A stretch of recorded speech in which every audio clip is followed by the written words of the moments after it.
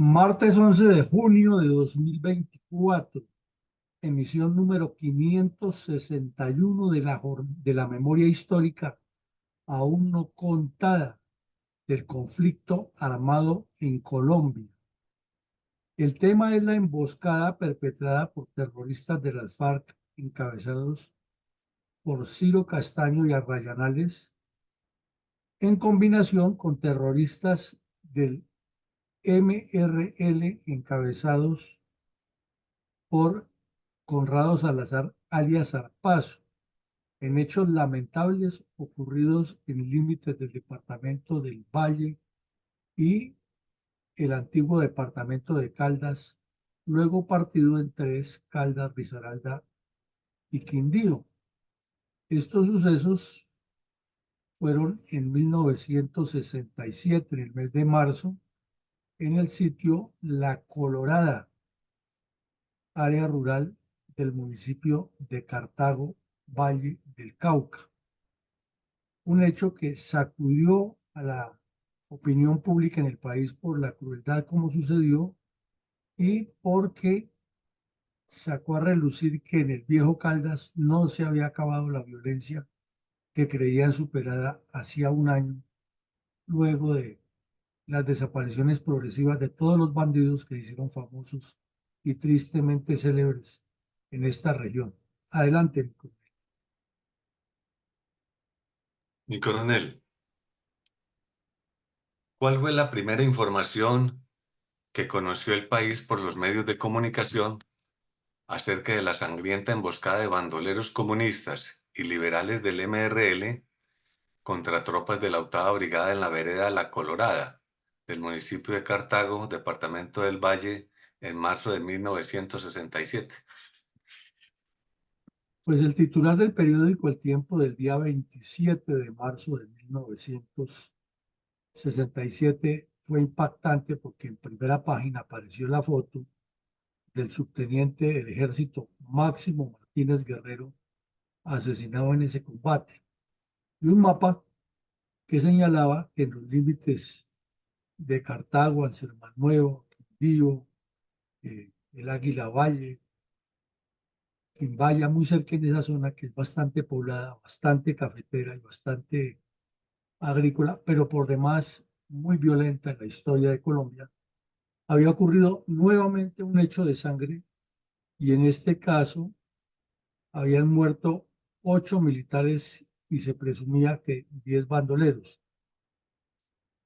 Resaltaba que los hechos habían ocurrido ese día,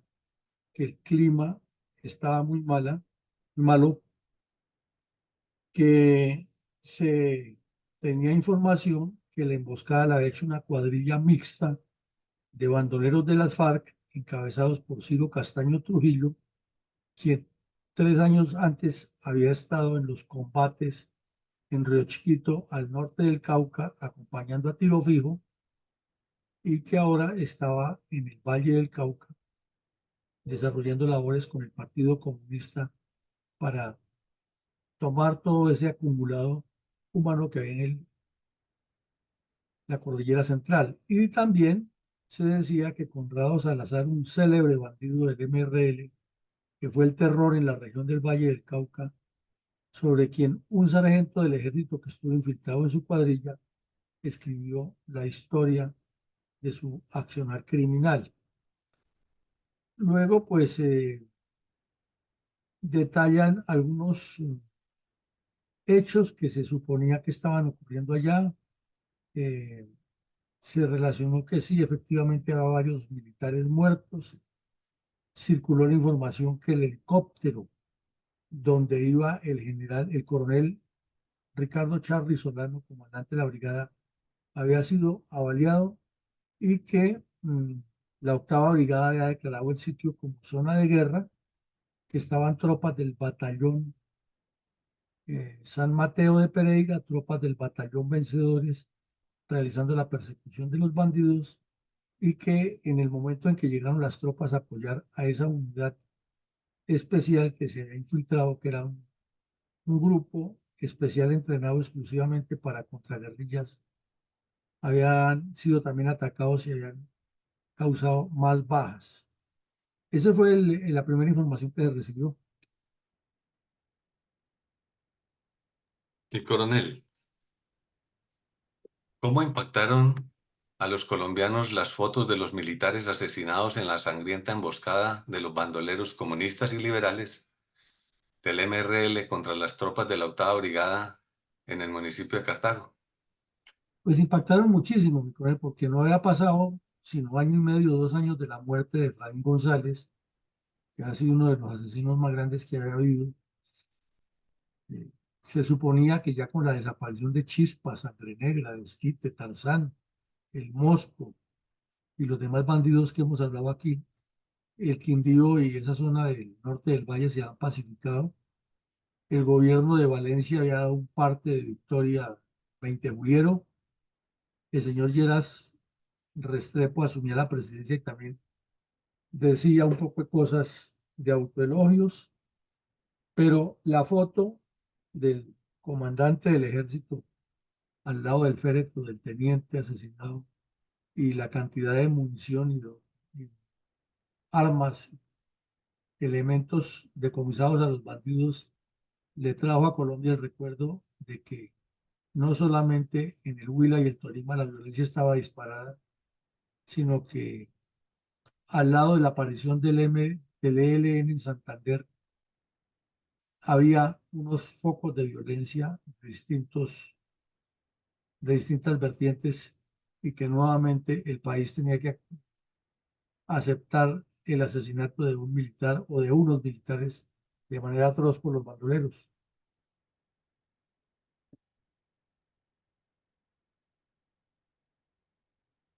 Y coronel,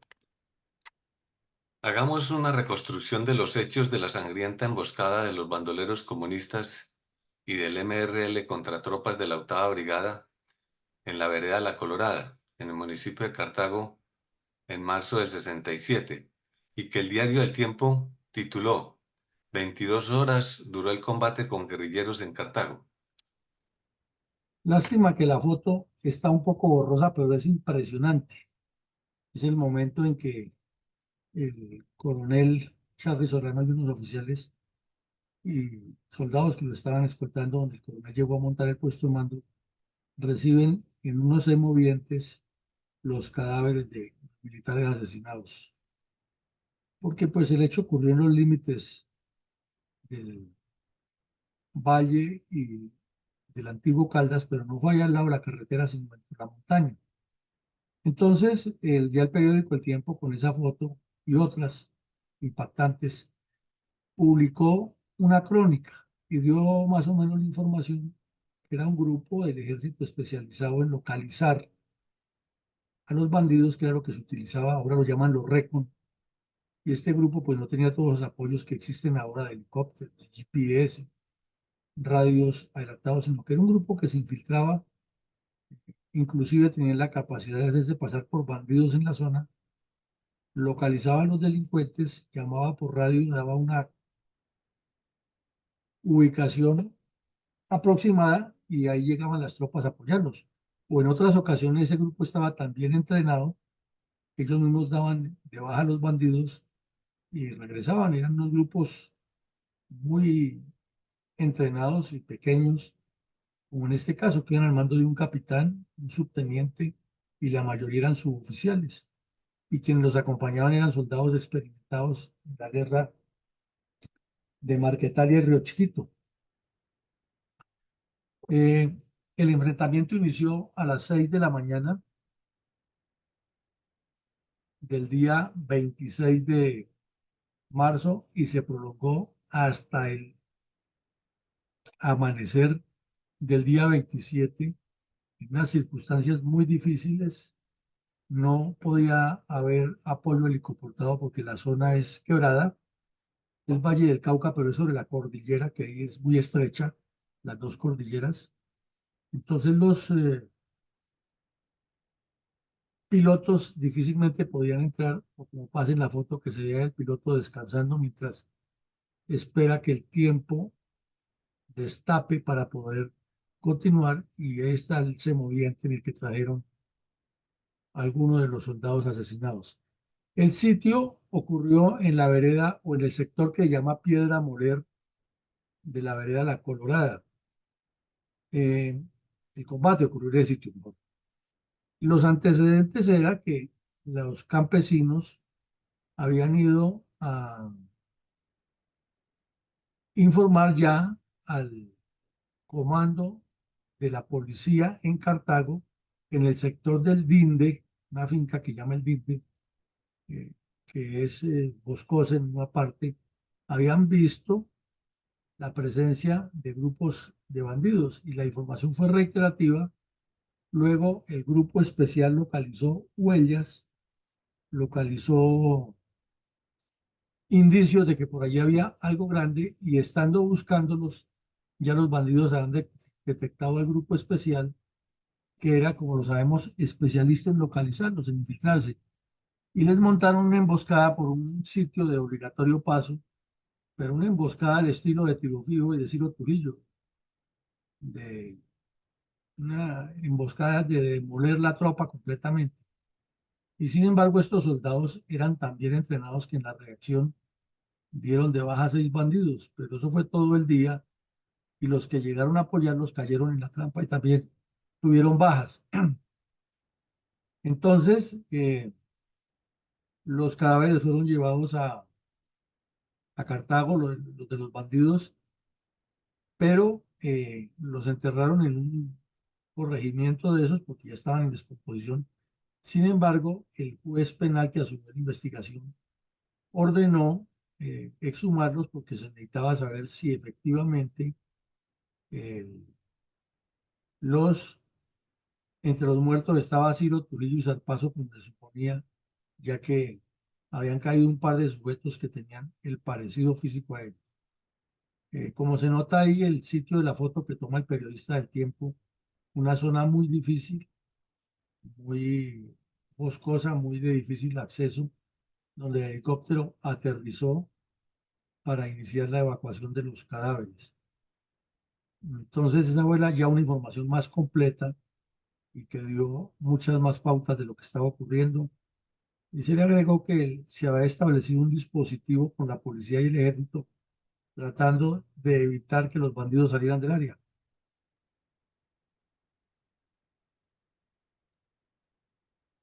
¿Por qué se afirmó en los medios de comunicación que no se habían identificado aún los bandoleros dados de baja en el combate? Pues los medios insistían y con él porque el rumor era muy grande. Ambos bandidos eran muy famosos, tanto Zarpazo como Ciro Trujillo, y había indicios, sobre todo por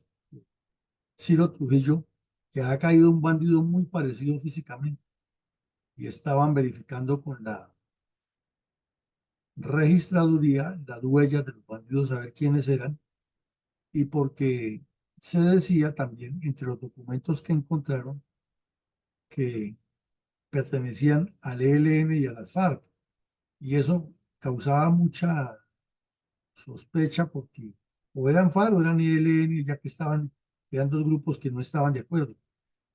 en muchas cosas. Sin embargo, recordemos que para la época el señor Diego Montaña Cuellar, que fue luego uno de los comisionados de paz y de los más promotores de la paz, tenía en Bogotá una oficina donde reclutaba bandidos o para el ELN o para las FARC, y eso se lo cuenta Gavino en el libro ELN, una historia contada a dos voces, a varias voces, al periodista Carlos Medina Gallego, que por la época no estaba en Colombia. La entrevista a Gavino es muchos años después. Y en ese tiempo, Carlos Medina Gallego estudiaba en París y fue uno de los revoltosos que participó en los hechos del París del 68 y fue uno de los que cuando, siendo estudiante, el presidente Turbay visitó a París, organizó manifestaciones en contra del gobierno colombiano y era de los que movía toda esa propaganda comunista contra el Estado colombiano en esa ciudad. Eh, entonces era muy importante determinar si Ciro Trujillo estaba allí, eh, porque pues la información que tenía inteligencia era que el Partido Comunista inicialmente los apoyaba a unos a otros y sobre todo la narcodictadura cubana que estaba frontalmente apoyando al ELN. Eh, y el MRL había optado por eh, hacer como un silencio cómplice en la alta dirección, ya que el señor López Miquelsen ahora andaba detrás de la gobernación del departamento del Cesar que estaba por crearse, y entonces le había volteado la espalda a todos sus seguidores, ya que no iba a ser candidato a la presidencia, sino que iba a hacer politiquería en la costa para ir eh, formando su base de apoyo, que la logró hacer con todos los corruptos de la costa atlántica para que años más tarde lo eligieran presidente. Entonces, las guerrillas del MRL ya actuaban mucho más independientes del señor López y estaban en un pacto directo con las FARC. Y la prueba es que Conrado Salazar estaba allí reunido con Castaño, planeando la unidad total del Partido Comunista y ese grupo para formar una sola fuerza armada revolucionaria. Pero los delegados del ELN también estaban en conversaciones con ellos y por eso había la duda de determinar exactamente quiénes eran los muertos y tratar de capturar bandidos vivos para que aclarar una cantidad de informaciones encontradas en cuadernos, de agendas, sobre todo que aparecieron nombres de finqueros de la zona y de otros dirigentes políticos que descaradamente apoyaban ahora las guerrillas comunistas. Es decir, ese fue un golpe muy importante por todos los aspectos, pero infortunadamente pasó al olvido. Eso es más o menos la razón por la cual no han sido identificados los antisociales y se insistía tanto en poderlos identificar. Mi coronel, ¿cuál era la situación del servicio militar de los soldados que estuvieron en combate durante la sangrienta emboscada de bandoleros comunistas y liberales del movimiento revolucionario liberal contra tropas de la octava brigada en la vereda La Colorada, municipio de Cartago, Valle del Cauca, en marzo de 1967? Pues eran soldados que ya habían cumplido el tiempo del servicio militar, que les habían prolongado el servicio por 6 meses y estaban a 15 días exactamente de, De la noche. de ser licenciados, de la mocha, como dicen los soldados. Y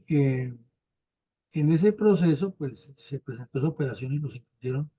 porque eran que soldados que recién incorporados en el año 65 habían eh, recibido el entrenamiento básico y habían terminado en las operaciones que se adelantaban todavía en Marquetal y Río Chiquito contra esos reductos precisamente de Ciro Trujillo y Tiro Fijo. O sea, ellos no estuvieron directamente en la parte inicial de las dos operaciones, pero sí estuvieron patrullando en la zona. Y luego el batallón vencedores lo han regresado a su sede en Cartago y estaban patrullando en esta región, buscando esos remanentes de bandidos que quedaban y los habían integrado por su experiencia al grupo de operaciones especiales o de localizadores que existía. Entonces eran soldados que tenían experiencia, que le habían aportado mucho a Colombia, que ya estaban próximos a regresar al seno de sus familias después de haber participado patrióticamente por la defensa de nuestro país. Mi coronel, ¿cómo estaban fortificados los bandoleros en el lugar de la sangrienta emboscada de bandoleros comunistas liberales del MRL contra tropas de la octava brigada en la vereda La Colorada del municipio de Cartago Valle en marzo de 1967? Pues en el sitio se encontraron trincheras, se encontraron campos minados, emplazamientos para tiro de ametralladora y para inclusive morteros, pero no se encontraron las armas en los emplazamientos. Y se encontraron documentos muy comprometedores en el cual, por ejemplo, no le había una instrucción como el descifrado de un mensaje que ha llegado en clave en el que se daba la orden que no había que reclutar en ese momento gente para el Partido Comunista, que eso lo seguía haciendo el partido en la ciudad, sino que ellos fueran directamente a fortalecer el, la estructura de cada guerrilla con miembros y que la cuadrilla se encargara de ideologizarlos. Y eso tiene una verosimilitud total porque cuando Jaime Bateman le dio la entrevista y Álvaro Fayad, ¿no?, y Bernardino Espina le dieron la entrevista a Patricia Lara, que se publicó en el libro Siembra vientos y requebrarás con tempestades, quedó absolutamente claro que ellos, Ospina, eh, Fayad y Bateman, habían estado en las FARC y que la misión que les había dado la Juventud Comunista y el Partido Comunista era que ellos ideologizaran como células comunistas a todos los jóvenes que reclutaran, mientras directamente las FARC, mientras el partido seguía haciendo reclutamiento en las ciudades y los ideologizaba para luego enviarlos a la guerrilla en otras partes. O sea, era un trabajo paralelo. Entonces allí lo que había era una fortaleza completamente en la región de Piedra de Moler. eh, Como la zona es montañosa y bastante quebrada, tenían observatorios, campos de tiro, puestos de centinelas y una ruta que conducía a un campamento principal que fue allanado por la tropa y allí encontraron cambuches con ropa femenina y con otros elementos que indicaban que también había varias mujeres. Y entre las fotos de uno de los bandidos muertos que cargaba en su morral, le encontraron una foto de la famosa Mona Mariela, que era la visible mujer que ha participado en el asalto a Simacota, Santander. Entonces, por esa razón también se suponía que había gente del ELN, pero aquí es difícil entender eso, ya que sí estaba el Diego Montaña Cuellar sirviendo de mediador para los dos, pero no había tratos entre el ELN y las FARC en ese momento. Entonces, toda esa información iba aumentando la desazón y la incertidumbre de qué era lo que estaba pasando. Mi coronel, ¿por qué fueron trasladados al municipio de Cartago Valle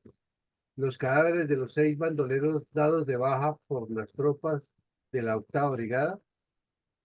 Para hacer el levantamiento respectivo, para determinar el no ADN, porque en el tiempo no estábamos tan adelantados, pero sí la identificación y porque hubo varias capturas, ¿no?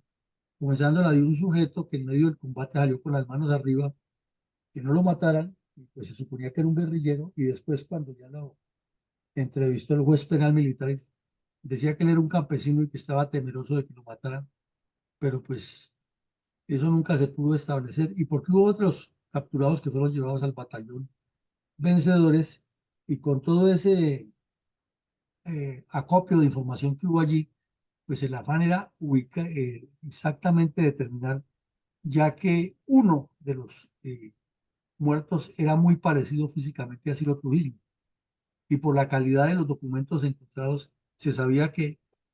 era por lo menos el que tenía ahí, si no era Ciro Trujillo, era un cabecilla importante de una de esas estructuras. Mi coronel, ¿cuál es el contenido del comunicado de prensa expedido por el general Gerardo Ayerbe Chau para la época de los hechos, ministro de Defensa Nacional? Pues mi coronel, el Ministerio de Defensa publicó el 28 de abril, de marzo, los 2 días ya cuando había una información más clara, un comunicado en el que básicamente dice lo mismo que hemos dicho aquí. eh, Pone todavía en verificación que estuvieran Ciro Trujillo y Conrado Salazar articulando un grupo, que efectivamente la información era recurrente, tanto la que ha llegado al cuartel de policía en Cartago como la que han conseguido las tropas en el terreno,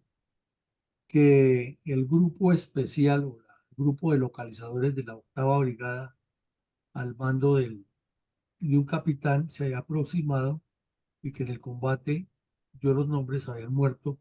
el subteniente Máximo Martínez Guerrero, el sargento segundo Óscar Romero Balcázar el cabo primero Luis Medina Duarte, el cabo segundo Mario Edgar Peña Páez, el cabo segundo Jorge Barinas Millán y el soldado Jorge Álvaro Ospina, el soldado Ricardo Londoño Martínez y el soldado Héctor Villada Morales. Como se ve, por la cantidad de oficiales y suboficiales muertos, un oficial y varios suboficiales, era un equipo especial, era un grupo entrenado para hacer actividades de infiltración, observación y golpes sorpresivos, pero infortunadamente fueron asesinados. Y dice de dónde era el subteniente de Gachalá, Cundinamarca, había nacido en 1943, y también eh, relata algunos pormenores del combate que ya los hemos mencionado. Ese fue el comunicado inicial, pues obviamente con las debidas condolencias y el dolor que causaba dentro del Ejército Nacional tener esas pérdidas de esa manera tan atroz, porque no había pasado un año de la salvaje emboscada que le había hecho Januario Valero y tiro fijo al capitán Farid Londoño en el Huila. ¿Qué estaba ocurriendo, qué estaba ocurriendo simultáneamente en el departamento de la Cordillera Central, límites con el actual departamento del Quindío? Pues recordemos que la octava brigada se había partido recientemente en dos, era novena y octava brigada, ya tenía unas áreas de operaciones muy grandes, que esas dos brigadas estaban muy comprometidas en las operaciones en Pato, en Guayabero, en Río Chiquito, y lo que quedaba de Marquetalia Tomás estaba patrullando. Pero había la información grande de que las guerrillas comunistas y liberales se estaban uniendo, especialmente estos liberales extremistas del lado del MRL, porque los otros liberales, sabemos, se habían pasado para el lado del gobierno y habían formado las autodefensas del sur del Tolima y apoyaban inclusive las operaciones militares y no permitían que los rojos bolcheviques, como le decían a los comunistas y a los que se han volteado a favor de ellos, a ese sector del MRL, especialmente proveniente del Valle y del Quindío, siguieran creciendo. Entonces la sexta brigada también estaba muy enfocada en el área de Cajamarca y alrededores sobre la cordillera para evitar ese flujo que existía de todas maneras, porque es una zona muy grande entre unos y otros. Entonces llamaban Operación Registro, ese título duró mucho tiempo en boga en los medios de comunicación, pero era patrullaje y control de área que hacían la sexta brigada en la zona para evitar esa unión que ya era un hecho. Hubo nuevos combates en la zona con el grupo que perpetró la sangrienta emboscada de bandoleros comunistas y liberales del MRL contra tropas de la octava brigada en la vereda La Colorada del municipio de Cartago Valle en marzo de 1967. Sí, claro, y era lo lógico de esperarse porque ya después de que pasó lo más cruel, lo más violento en la emboscada, pues se establecieron los cierres, llegó una compañía de lanceros muy bien entrenada en Tolemaida con combatientes que eran miembros de la escuela de lanceros, pero no eran solamente para dictar cursos, sino que se entrenaban y iban a combatir. Y esa compañía de lanceros llegó allá a apoyar las operaciones y tuvo varios combates, pero combates de encuentro que los periodistas los titularon escaramuzas. Técnicamente llaman combates de encuentro, en los cuales no hubo bajas de ninguno de los dos lados, pero se presentaron varios enfrentamientos que consistían en que los bandidos dejaban lo que en táctica militar se llama destacamentos dejados en combate para dilatar el avance de la tropa y facilitar el escape de la cuadrilla principal. Eso ocurrió varias veces, pero no hubo más muertos. Adelante, mi coronel.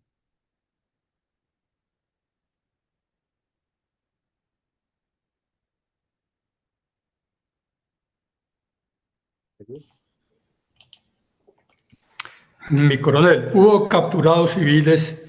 durante los registros a las viviendas del sector aledaño a la vereda La Colorada. Claro, mi coronel, el primer día hubo, en el primer registro grande que hubo, contando al señor que levantó los brazos desde el cafetal, hubo 22 personas que de una u otra manera pudieron haber tenido parte en la acción criminal, que pudieron haber participado como informantes. Inclusive el coronel Charri se quejó de eso, que en la región eh, no habían avisado a tiempo al ejército dónde estaban exactamente los bandidos, a pesar de que presumiblemente unas personas sabían. Por eso capturaron inicialmente a 22 y después capturaron a otros 11 y ya veremos lo que pasó en el Congreso de la República con 3 de esos 11. Adelante, coronel. Mi coronel,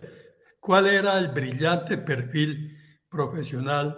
del sargento segundo Óscar Romero Balcázar, asesinado en la sangrienta emboscada de bandoleros comunistas y liberales del MRL contra tropas de la 8ª Brigada en la vereda La Colorada del municipio de Cartago, en el Valle del Cauca, en marzo de 1967? Pues mi coronel, allí publicaron las fotos y los perfiles, todos muchachos muy jóvenes, con una experiencia muy grande, sobre todo el sargento Óscar Romero Balcázar, que tenía 3 condecoraciones ganadas en combate cuando estaba recién creada la medalla de orden público, que se la daban exclusivamente a personas que habían tenido un desempeño muy brillante en operaciones. Y este sargento había participado inclusive con el sargento Buitrago, que escribe el libro de Zarpazo, en la baja de uno de los bandidos más conocidos, alias Tista, y en otros golpes importantes.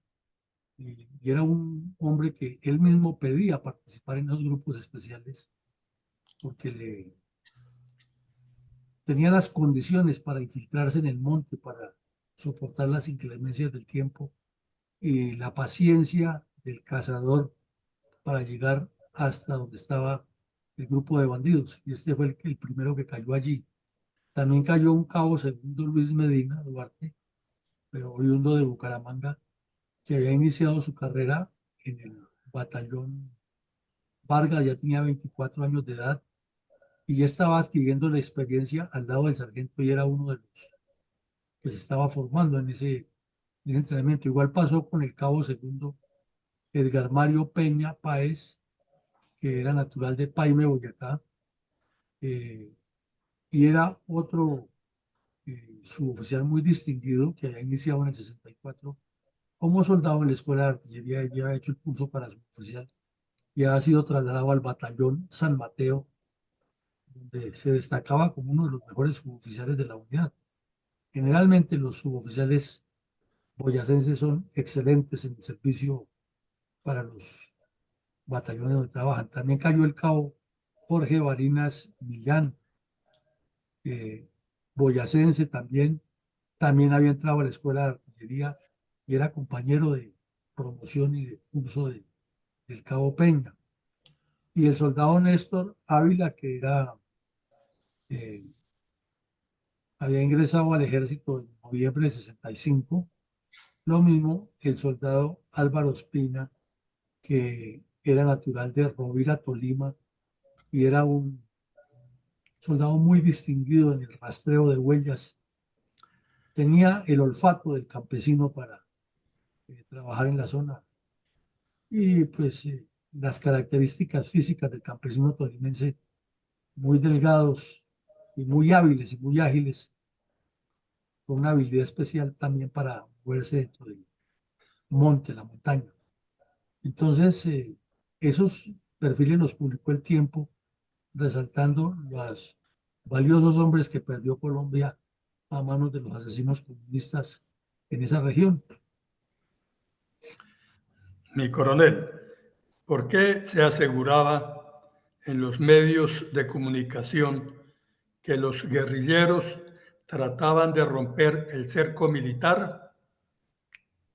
Pues mi coronel, nos faltó decir que entre lo que se le encontró a los bandidos tenían hasta uniformes de gala, los que utilizan los militares en algunas actividades muy especiales, lo cual quiere decir que tenían contactos, personas dentro de la institución. También hablaba del soldado Ricardo Londoño Martínez, que era natural de Barranquilla y que había ingresado al ejército, prestar el servicio militar, y que era otro soldado, pues, para ser parte de un grupo especial, era un buen soldado. Todas las medidas que se tomaron en orden público para darle la respuesta a mi coronel, dan a entender que lo que estaba sucediendo allí era el crecimiento de una cuadrilla que había tomado, como después lo contó Tiro Fijo, a Arturo Alape, un objetivo de desarrollar en esa zona todo un proceso de revolución y de violencia a largo plazo sobre la cordillera central, en paralelo con la oriental, para rodear las capitales Cali, Medellín, Bogotá, ese triángulo, y lograr el control geoestratégico del país. Mi coronel, es cierto que circularon amenazas de los bandidos contra los miembros del batallón Vencedores en el municipio de Cartago con el velado fin de que no los persiguieran. Sí, claro, mi coronel, llegaron anónimos al batallón Vencedores en Cartago, llegaron informaciones de que los bandidos estaban ofreciendo hasta dinero por la cabeza de los miembros del batallón, y sobre todo fue una guerra de rumores muy bien calculada al estilo de la propaganda comunista, que no es nada nuevo. Ahora lo llaman las fake news, pero eso ha existido siempre en las guerras, y en especial los comunistas han sido maestros en esa metodología. ¿Por qué se descartó la muerte del bandolero del MRL, Conrado Salazar, alias Zarpazo? Bueno, mientras se hacía toda la verificación del cadáver o de los cadáveres, y poco a poco se determinaba que no eran, y con algunos de los capturados que resultaron ser miembros de la cuadrilla, se estableció que ahí definitivamente no estaba Zarpazo ni, ni el otro bandido, Ciro Trujillo, en el sitio donde el coronel Charri montó el puesto de mando. Allá le hicieron una incursión, un hostigamiento que se llama. Eh, y el periódico El Tiempo mostró en el momento en que ocurrió el hostigamiento, porque ahí estaban el periodista esperando información, y el helicóptero tomó una aerofotografía de cómo estaba la zona, que se alcanza a ver un poco borrosa aquí a la derecha, eh, de lo que estaba ocurriendo, perdón, del área donde estaban ocurriendo los hechos. Entonces, nos muestra que es una zona de difícil acceso, y que por eso el M-19 más tarde la tomó como área de acción, inclusive por instrucciones de Batem, Ospina y otros bandidos que ya han pertenecido a las FARC y conocían la zona y sabían lo difícil que era allí eh, operar por parte de las tropas, y la favorabilidad que tenían los bandidos, tanto por la cantidad de personas que ha reclutado el Partido Comunista antes, como el trabajo que han hecho, y porque el M-19 se asentó ahí, porque finalmente, después de todos estos hechos, hubo muchas más operaciones en los que la octava brigada acabó literalmente con la cuadrilla de Ciro Trujillo, y esa fue una de las razones por las que en el 73 Tiro Fijo, 5 años después, 6 años después, Tiro Fijo fue hasta allá para demostrarle a las FARC que sí era posible recuperar esa zona, y, y en la clausura de esa especie de curso práctico que hizo, realizó el asesinato del gringo, el que estaba de guía, que se buscó al capitán Jorge Mora Rangel y le mató al mejor guía que tenía el ejército, y de paso asaltó el municipio de Colombia Huila para demostrar que la guerrilla sí podía moverse por toda la región. Entonces, eh, hay una cantidad de hechos que van sumando estos acontecimientos que dan la pauta para entender todo lo que ha ocurrido en la violencia en Colombia. ¿Qué decisiones se tomaron por parte del alto mando militar para garantizar la seguridad de los habitantes del norte del valle? Pues hubo muchas medidas. Se tomaron contactos con, o mejor, se tomaron decisiones en coordinación con los alcaldes para toques de queda, para implementar los registros de las zonas, para perseguir a los bandidos. Aquí alcanzamos a ver la foto de algunos de los delincuentes o de los sospechosos capturados que los tenían en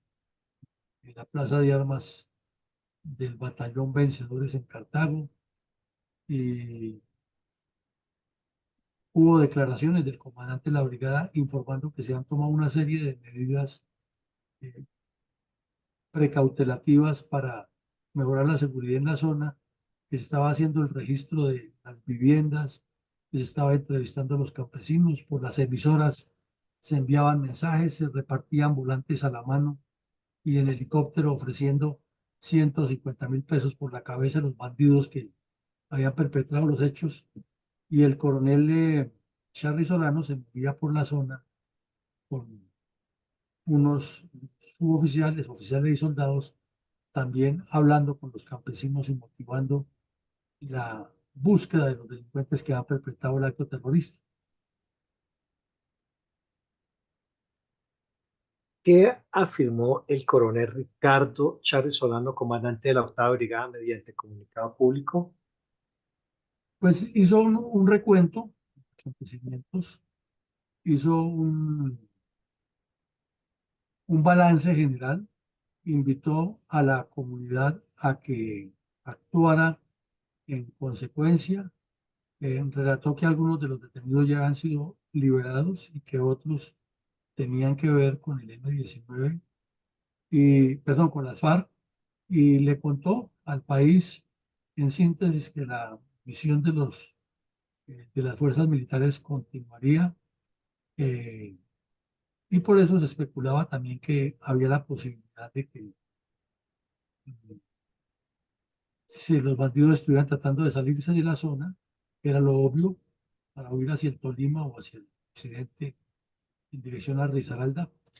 Y también confirmó el coronel Charly que sí era cierto que han llegado algunas amenazas anónimas al batallón Vencedores contra los oficiales y suboficiales para que no operaran en la zona. Pero pues obviamente eso era propaganda comunista. ¿Cómo refirió ante los medios de comunicación la señora Emma Martínez la vocación de su hermano, el subteniente Máximo Martínez, asesinado durante la sangrienta emboscada de bandoleros comunistas y liberales del MRL contra tropas de la 8ª Brigada en la vereda La Colorada del municipio de Cartago Valle en marzo de 1967? Pues fue realmente conmovedor porque eso se publicó en primera página y ahí está la foto de cuando el subteniente recibió el grado de oficial en diciembre del 64, eh, de manos del presidente Guillermo León Valencia. Quiere decir que ya se encontraba el oficial prácticamente en el penúltimo año del grado para ascender a oficial. Y pues además de esa foto que era orgullo para la familia y que la señora contaba que el muchacho le había ofrecido ese grado a la mamá el día del ascenso, un honor al sacrificio de esa señora para sacar la familia adelante, que era ella, que era de la hermana y el subteniente. Eran de una familia muy humilde, vivían en el sur de Bogotá, está la dirección exacta, carrera 43C, número 4020. El subteniente era natural de Gachalá, era una persona de origen muy humilde y muy dedicado a la vida militar. Él mismo había pedido que lo enviaran a esas zonas, cuenta la hermana, porque él les decía que un oficial, un militar, si realmente quiere demostrar que lo es, debe estar es al frente de las tropas en combate y no en un escritorio. Un oficial de infantería, tenía una hoja de vida muy brillante y todo esto lo contó la hermana y pues los testimonios de quienes sobrevivieron a la emboscada relataban que había caído como un héroe, combatiendo hasta el último minuto y motivando a sus compañeros para que persiguieran a los bandidos y no se doblegaran. Entonces impactó muchísimo esa crónica. No se entiende por qué el Ejército Nacional hoy en día no le ha hecho un homenaje a este hombre, dándole el nombre a una unidad de combate ya que cayó como los grandes en combate. Mi coronel, ¿qué sucedía entre tanto muy cerca del municipio de Cartago, en el municipio de Quinchía,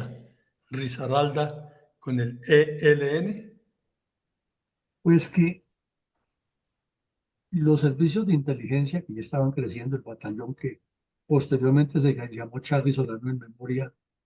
del coronel, del general Charly, que era coronel en ese momento.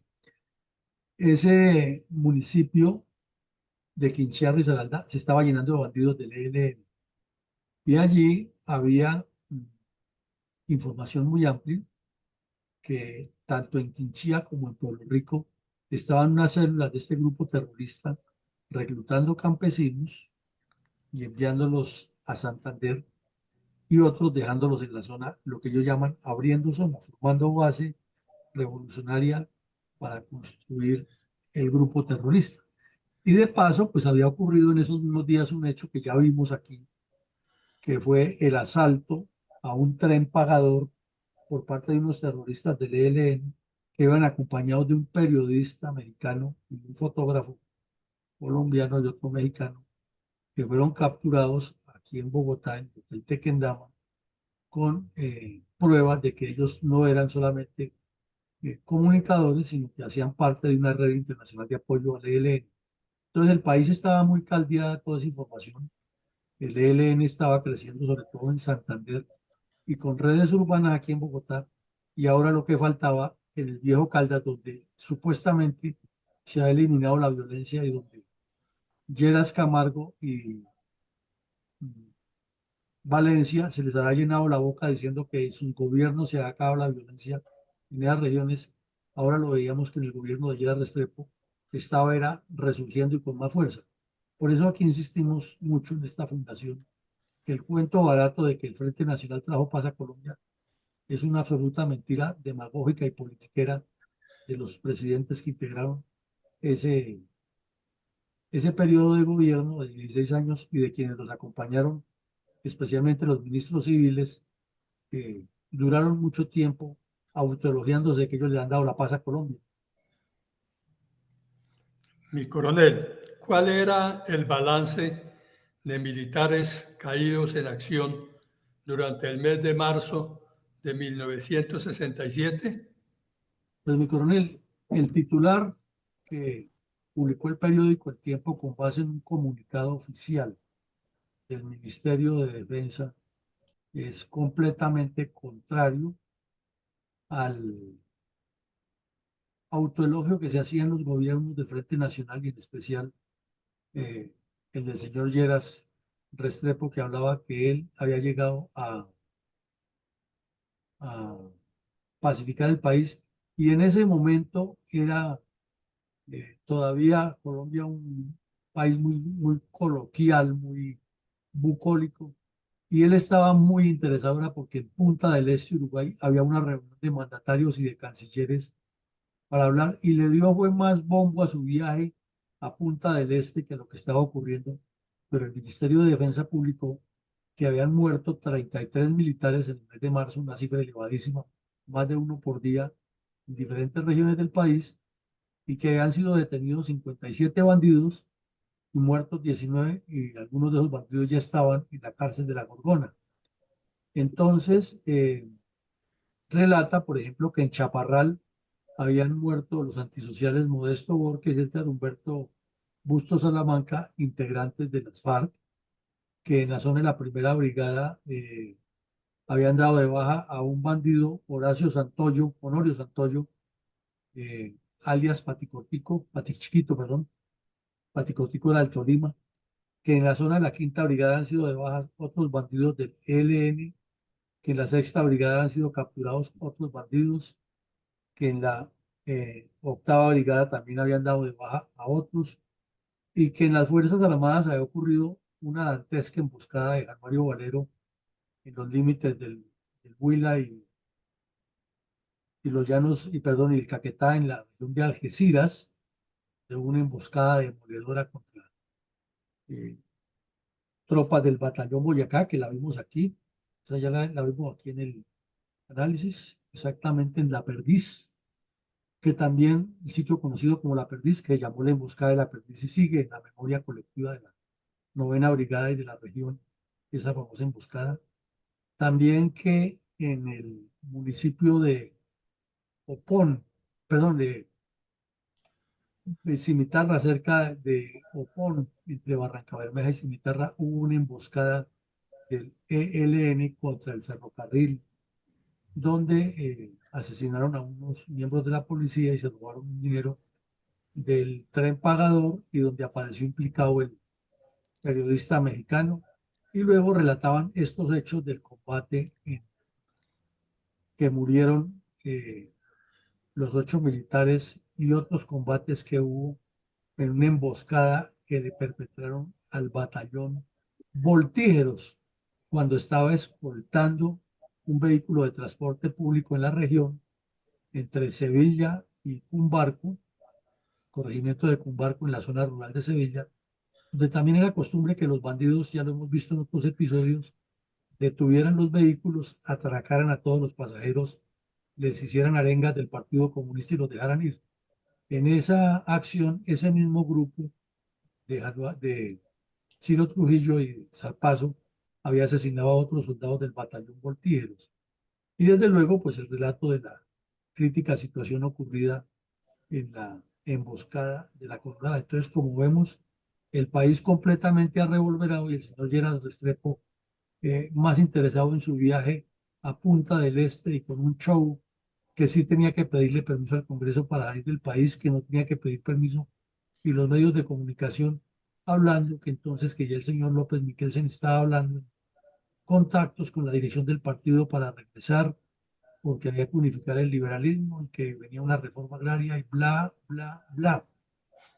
La historia de siempre en Colombia. Adelante, mi coronel. Mi coronel, hubo más capturados y medidas de seguridad por parte de las autoridades del Valle del Cauca respecto a la sangrienta emboscada descrita ya en este episodio. Claro, mi coronel, en un sector de un trapiche fueron capturados 11 personas, sospechosas todas de la FARC, de haber participado en la emboscada. Sobre todo, había unos heridos que las heridas eran con arma de fuego, que decía el periódico que a uno de esos se le estaba gangrenando la herida y que el ejército lo sacó rápido de allí y lo llevaron a un hospital en Cali para que lo atendieran.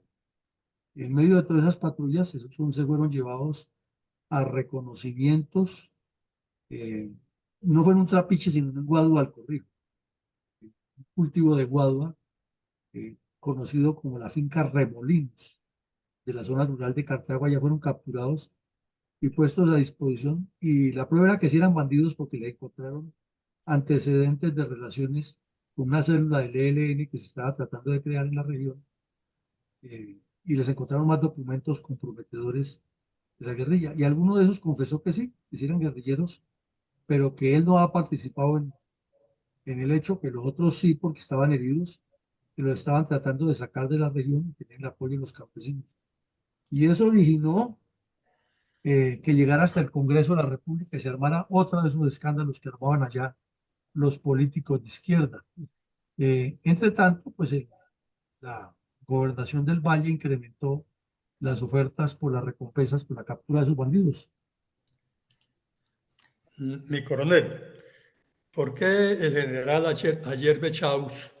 se vio precisado a hablar enérgicamente en el Congreso de la República respecto a la captura de unos bandidos con antecedentes penales que habían participado en la emboscada de la Colorada una semana antes? Pues mi coronel, porque resulta que el señor Elías Salazar García de la NAPO, que era uno de los congresistas, eh, citó a debate al ministro de Defensa, no para hablar de los soldados asesinados por las FARC y el MRL en ese sitio, sino para cuestionarlo por la captura de los bandidos que habían caído en el Caña, en Guaduale, en el sitio es el Remolino. Y de manera increíble, la captura de esos bandidos ocurrió mm, en una semana y en menos de 8 días ya estaba citado el ministro de Defensa a responder por esa captura. Y el otro era un liberal del MRL de nombre, de apellido Villar Borda, y el otro, el famosísimo, muy conocido defensor de derechos humanos, ex, ex magistrado del Tribunal Superior Militar y ahora senador por el MRL, Eduardo Maña Luna, y autor del libro La violencia en Colombia con un sesgo total a favor de comunistas y bandidos. Eh, Eran tres congresistas que citaron a la plenaria o perdón, al debate en el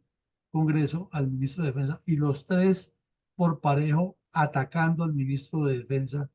ayer Bechaus con el argumento que los bandidos capturados eran humildes campesinos y eran líderes populares defensores del campesinado. Entonces el general ayer Bechaus,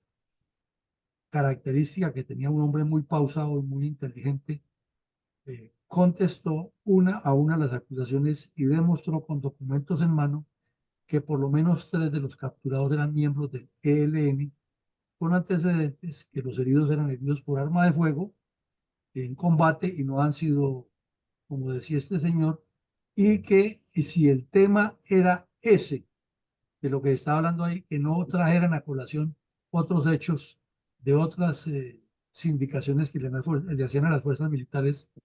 en la muerte de otras personas que no tenían nada que ver con este suceso. Entonces, que invitaba al Congreso de la República a que actuara en consecuencia. Fue una eh, actuación muy inteligente y muy valerosa del general Ayer Bechaus ante todos esos politiqueros corruptos que siempre han estado del lado de los bandidos. Se confirmó la alianza entre el MRL y las FARC durante el inicio del nuevo esquema de terrorismo comunista contra Colombia a partir de la liquidación de las pugnas entre liberales y conservadores en la región cafetera. Claro, claro que se confirmó, pero infortunadamente ya había pasado la sesión en el Congreso donde estuvo el general Ayerbe, o si no hubiera sido el puntillazo, porque se encontraron documentos en los cuales había una comunicación permanente entre Zarpazo y Ciro Trujillo, en los cuales decían que todo estaba listo, que la tropa, el grupo especial que se había infiltrado en la zona, ellos lo estaban siguiendo y lo estaban conduciendo intencionalmente con señuelos hacia el sitio donde ocurrió la emboscada y que eh, en el sitio de la emboscada ya se estableció con documentos que han participado ahora 24 bandidos, que habían sido 15 de Arrayanales, o sea, de Ciro Trujillo, y los otros los había puesto Zarpazo, que tenían un acuerdo para repartirse las armas, pero pues obviamente el interés era que todos se integraran eh, en un solo grupo. Ya el general, el coronel Ricardo Charri Solano hizo un balance exacto y confirmó al país que en una de las operaciones que han hecho, gracias a informaciones en Alcalá, Obando y Montenegro, municipios muy cerca, había caído Rocío Rojas, ha sido capturada Rocío Rojas, la concubina de Zarpazo, y que con ella habían obtenido mucha más información de lo que estaba pasando y de la unidad de sus grupos. Sin embargo, como vemos, el periódico aquí sí no le da el despliegue que corresponde ni aclara que lo que decían los congresistas contra el general Ayer Bechaus era una infamia, una canallada, sino que simplemente que la brigada confirmó que estaban reunidos Ciro y Zarpazo, pero intencionalmente no dicen nada de los 11 bandidos capturados en el Cañaduzal, en el Guadual. Adelante, mi coronel. Escuchemos con reverencia un minuto de silencio en memoria de todas las víctimas del narcoterrorismo comunista contra Colombia, en particular los miles de asesinados ordenados por cabecillas del grupo bandoleros y luego narcoterroristas en nombre del Partido Comunista Colombiano y otras agrupaciones políticas.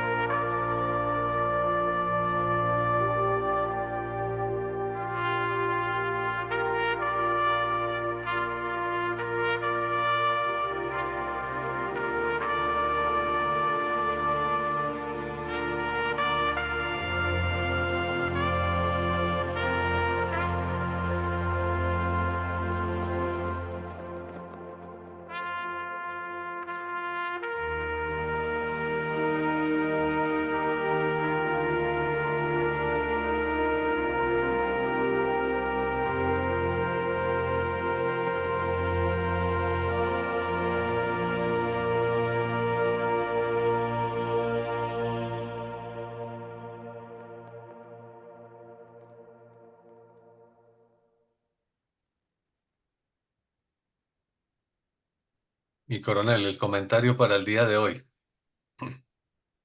Adelante, mi coronel. El periodo presidencial del general Gustavo Rojas Pinilla, durante la mitad de la década de 1950, trajo a Colombia el cese de la confrontación tripartidista y una valiosa paz al país. Después de ese periodo presidencial militar, se reanudó el periodo del gobierno civil llamado Frente Nacional, cuando los partidos políticos volvieron al ejercicio de la administración pública. Con el desafortunado suceso de que la agresión se revivió y arreció, no solo por el resurgimiento de los rencores entre los partidos por los acontecimientos anteriores al periodo de Rojas Pinilla, sino también porque dentro del Partido Liberal, de línea progresista y contestataria, surgió la disidencia llamada el Movimiento Revolucionario Liberal MRL, creado por el elitista político Alfonso López Miquelsen. Por otra parte, el comunismo ateo incrementó su adoctrinamiento laborista sindical y urbano y fortaleció a las cuadrillas de las llamadas repúblicas independientes de carácter agropecuario y rural. Pero también el Partido Conservador incentivaba a los denominados grupos de autodefensa ideológica, conocidos como los pájaros, para combatir a quienes no compartieran sus principios gremiales con mucha influencia religiosa. Y las tres clases de cuadrillas bandoleras de naturaleza insurgente, ya que delinquían con el fin de debilitar y destruir la gobernabilidad. En ese entorno debían actuar las Fuerzas Armadas, conteniendo no solo la violencia política entre partidos por crear hegemonía ideológica, sino también las agresiones de estos grupos contra el Estado. Además de que muchas de estas pandillas empleaban el delito común, especial el robo de tierras, crímenes y extorsiones para financiar su bandolerismo. Y todo eso se pretendía justificar con falsos argumentos de que cada cual ofrecía ser la mejor y deseable opción de gobierno. Fue un tiempo muy difícil para nuestras Fuerzas Armadas, que debían confrontar simultáneamente ataques de todos los lados, pues además de velar por la seguridad de la soberanía nacional, debían emplearse a fondo en el control del orden público interno, ejecutando muchas actividades de orden policial. al mismo tiempo que conservar con mucha pureza la neutralidad política, ya que también se veían amenazas por los mismos gobernantes de turno, quienes aprovechaban su autoridad para ponerlas del lado de su partido, como si fuera un arma ideológica, y por fuera de su misión máxima y última, como lo es la patria y la Constitución. Esa desgraciada situación histórica fue producto de la incompetencia de los líderes políticos, quienes no supieron gobernar con acierto de manera productiva y multiplicadora la paz que creó el general y que les entregó después de su gobierno. Circunstancias donde muchos militares y policías debieron ofrendar su vida en bien de la nación, como es el caso rememorado en el día de hoy, con la verdad histórica de los protagonistas y los reales culpables, y con el análisis político que existía